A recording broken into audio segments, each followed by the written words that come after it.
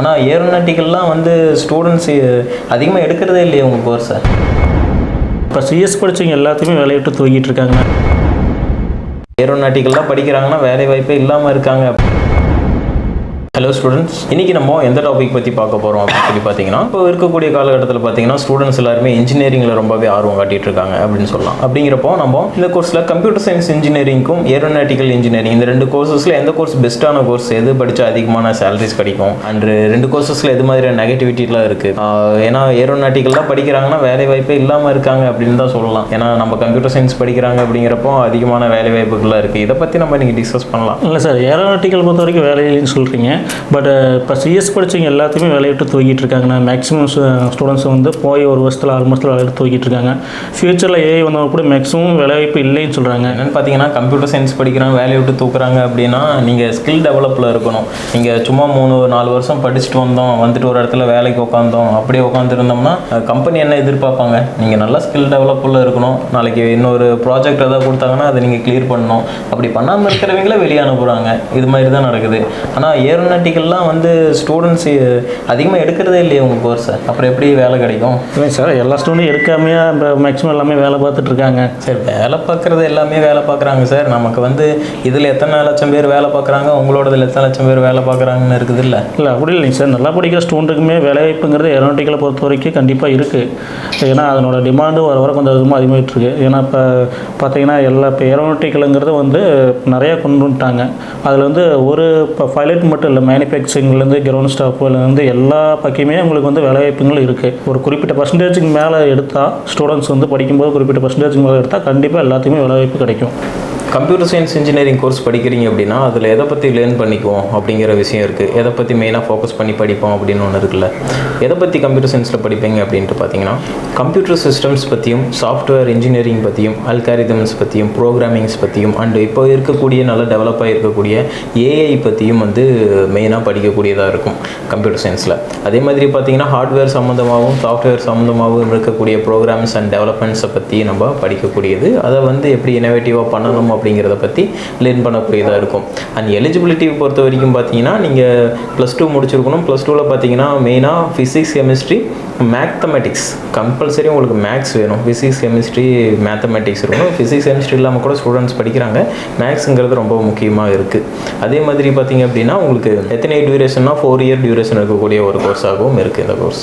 Aeronautical பொறுத்த வரைக்கும் நீங்கள் முழுக்க எதை பற்றி படிப்பீங்கன்னு பார்த்தீங்கன்னா ஆக்சுவலாக நீங்கள் வந்து ஒரு மேனுஃபேக்சரிங் பற்றி தான், அது ஃப்ளைட்டு எப்படி மேனுஃபேக்சரிங் பண்ணுறது இது வந்து முழுமையாக படிப்பீங்க. அதுவும் இல்லாமல் ஃப்ளைட்டோட டிசைனிங், அப்புறம் வந்து பார்த்தீங்கன்னா ஏர்போர்ட்டில் என்னென்ன வேலைகள் நடக்குது இது எல்லாமே முழுமையாக நீங்கள் படிப்பீங்க. இந்த கோர்ஸ்க்கான டியூரேஷன் பார்த்தீங்கன்னா 4 இயர்ஸ். 12th வந்து கண்டிப்பாக 12th வந்து நீங்கள் எலிஜிபிலிட்டி என்னென்னு பார்த்தீங்கன்னா மேக்ஸ் கண்டிப்பாக நீங்கள் எடுத்து படிச்சிருக்கணும். மேக்ஸ்க்கு சப்ஜெக்ட் இல்லை அப்படின்னா இன்ஜினியரிங்க்கு உங்களுக்கு எடுத்துக்க மாட்டாங்க.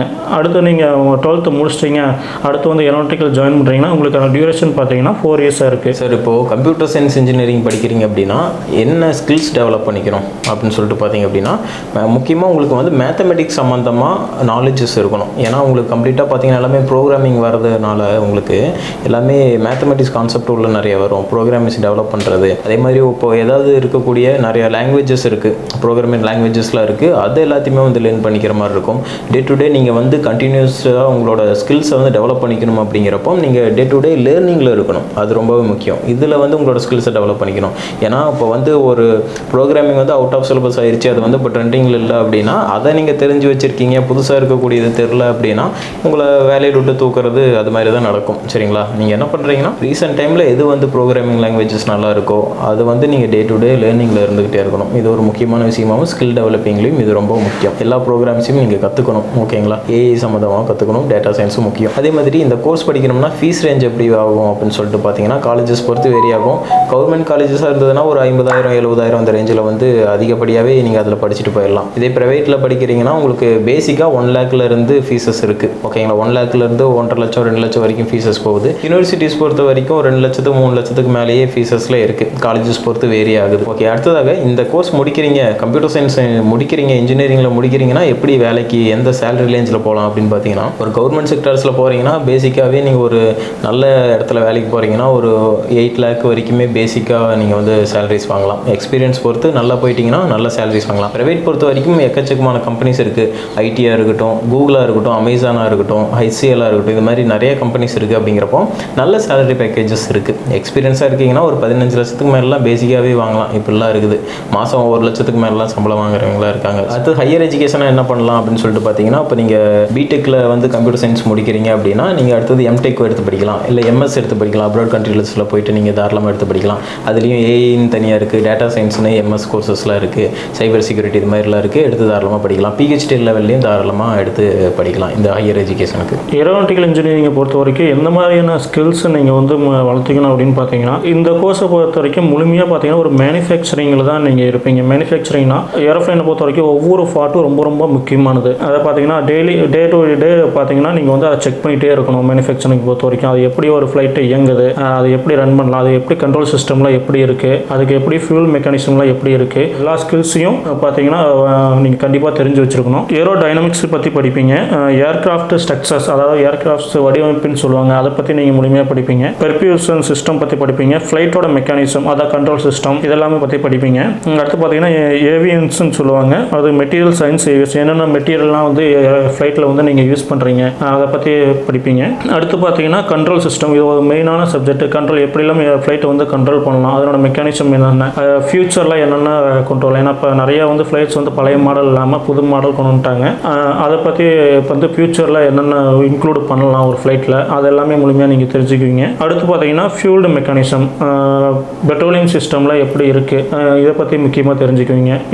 இந்த கோர்ஸினுடைய சேலரி பேஸ் எப்படி இருக்குன்னு பார்த்தீங்கன்னா, ஸ்டார்டிங்கில் வந்து உங்களுக்கு வந்து ரானும் வந்து 3 லேக்லேருந்து ஸ்டார்ட் ஆகி 7 to 8 லேக் வரை கூட இருக்கும். நீங்கள் வந்து ஒர்க் பண்ணுற இடத்த பொறுத்து அல்லது நீங்கள் வந்து எக்ஸ்பீரியன்ஸை பொறுத்து உங்களுக்கு வந்து அமையும். இந்த கோர்ஸை பொறுத்த வரைக்கும் நான் முடிச்சிட்டேன் சார், அடுத்து வந்து நான் ஹையர் எஜுகேஷன் பண்ணுறேன் அப்படின்னா நீங்கள் வந்து எம்டெக் அல்லது எம்எஸ்சி இன் ஏரோநாட்டிக்ஸ் பண்ணலாம். அதில் பார்த்து ஸ்பெஷலைசேஷன் கோர்ஸ் வந்து ஏவியன்ஸு அல்லது ஏரோஸ்பேஸ் இன்ஜினியரிங்னு வரும். ஃப்ளைட்டு ரிலேட்டடாக பார்த்தீங்கன்னா எந்த ஃபீல்டு வேணாலும் நீங்கள் வந்து எம்எஸ் அல்லது எம்டெக்கில் வந்து நீங்கள் வந்து எடுத்து படிக்கலாம். கம்ப்யூட்டர் சயின்ஸ் இன்ஜினியரிங்க்கு சிலபஸ்லாம் எப்படி இருக்கும் அப்படின்னு சொல்லிட்டு பார்த்தீங்க அப்படின்னா, உங்களுக்கு data structures, algorithms, computer networking, operating system, data management and software engineering, இது மாதிரியான சப்ஜெக்ட்ஸ் எல்லாமே கவர் பண்ணுற மாதிரி இருக்கும். மெயினாக பார்த்தீங்கன்னா ஸ்பெஷலைசேஷனாக எதை பற்றி படிப்போம் அப்படின்னு சொல்லிட்டு பார்த்தீங்கன்னா, சைபர் செக்யூரிட்டிஸ் பற்றியும், அதே மாதிரி பார்த்தீங்கன்னா machine learning, data science, cloud computing, AI பற்றியும் வந்து மெயினாக படிக்கிற மாதிரி இருக்கும். ஓகே சார், இப்போ நான் முடிச்சிட்டேன், எது மாதிரியான ஜாப்ஸ்க்குலாம் போகலாம் அப்படின்னு சொல்லிட்டு பார்த்தீங்கன்னா, கவர்மெண்ட் லைனில் உங்களுக்கு DRDO இருக்குது, இஸ்ரோ இருக்குது, இது மாதிரில வந்து கம்ப்யூட்டர் ரிலேட்டடாக நீங்கள் வந்து ஒர்க் பண்ணலாம். அதே மாதிரி பார்த்தீங்க அப்படின்னா ப்ரைவேட் பொறுத்த வரைக்கும் உங்களுக்கு எக்கச்சக்கமான கம்பெனிஸ் இருக்குது. அமேசானாக இருக்கட்டும், HCLாக இருக்கட்டும், கூகுளாக இருக்கட்டும், நிறைய கம்பெனிஸ் பெருசாகவே இருக்குது. அதே மாதிரி நிறைய கம்பெனிஸ் வந்து ப்ரைவேட்டில் இருக்காங்க. அப்படிங்கிறப்போ அங்கேயே வந்து தாராளமாக ஒர்க் பண்ணலாம். அதே மாதிரி கவர்மெண்ட் எக்ஸாம்ஸ் நான் போகணும், கவர்மெண்ட் லைனுக்குள்ளே போகணும்னு நினச்சிங்கன்னா இது மாதிரி எக்ஸாம்ஸ் இருக்குது அப்படின்னு சொல்லிட்டு பார்த்தீங்கன்னா, DRDO இருக்குது, IBBS இருக்குது, UPSC எக்ஸாம்ஸ் இருக்குது, கேட் எக்ஸாம்ஸ், IBBS, அதே மாதிரி SSC எக்ஸாம்ஸ்லாம் இருக்குது, இஸ்ரோ மாதிரியான எக்ஸாம்ஸ் எல்லாமே இருக்குது. இதை நீங்கள் கிளியர் பண்ணி கவர்மெண்ட் லைன்லேயும் போய் ஒர்க் பண்ணலாம். அண்ட் தென் பார்த்தீங்கன்னா மெயினாக உங்களுக்கு கம்ப்யூட்டர் சம்மந்தமாக உங்களுக்கு நாலேஜஸ் வந்து நீங்கள் கெயின் பண்ணிக்கணும்,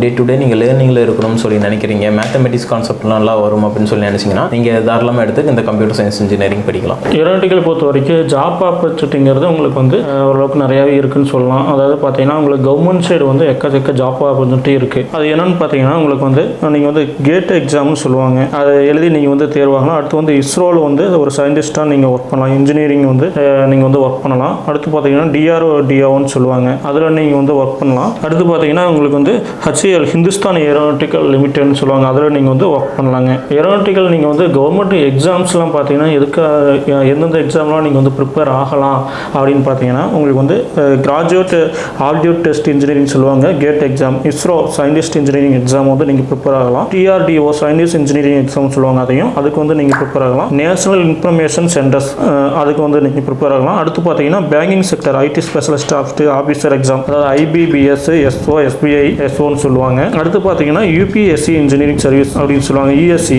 அதுக்கு வந்து நீங்கள் ப்ரிப்பேர் ஆகலாம். ஃபைனலாக பார்த்தீங்கன்னா SSC சயின்டிஸ்ட் அசிஸ்டன்ட் எக்ஸாம் சொல்லுவாங்க, அதுக்கு வந்து நீங்கள் ப்ரிப்பேர் ஆகலாம். ப்ரைவேட் செக்டர்லாம் பார்த்தீங்கன்னா கம்பெனிஸ் வந்து நிறையவே இருக்குது. அதாவது பார்த்தீங்கன்னா Airbus, Rolls Royce and space X, இந்த மாதிரி கம்பெனிஸில் கூட நீங்கள் வந்து செலக்ட் ஆகி நீங்கள் வந்து ஒர்க் பார்க்கலாம். ஓகே ஸ்டூடெண்ட்ஸ், இப்போ பார்த்தீங்கன்னா computer science engineering and aeronautical engineering இந்த 2 கோர்ஸ் பற்றின விஷயங்கள் உங்களுக்கு ஓரளவு தெரிஞ்சிருக்கும்னு நினைக்கிறேன். மேலும் ஏதாவது உங்களுக்கு வந்து டவுட் இருந்தது அப்படின்னா ஸ்க்ரீனில் ஒரு நம்பர் ஸ்க்ரோல் ஆகும், அதுக்கு நீங்கள் கால் பண்ணி கேட்டுக்கலாம். அப்படி இல்லை கால் பண்ண முடியாது அப்படின்னா நீங்கள் கமெண்ட் செக்ஷனில் கமெண்ட் பண்ணுங்கள். உங்களுக்கு உண்டான நாங்கள் ஆன்சர் வந்து அடுத்தடுத்த வீடியோவில் நாங்கள் பதிவு பண்ணுறோம். தேங்க்யூ ஃபார் வாட்சிங்.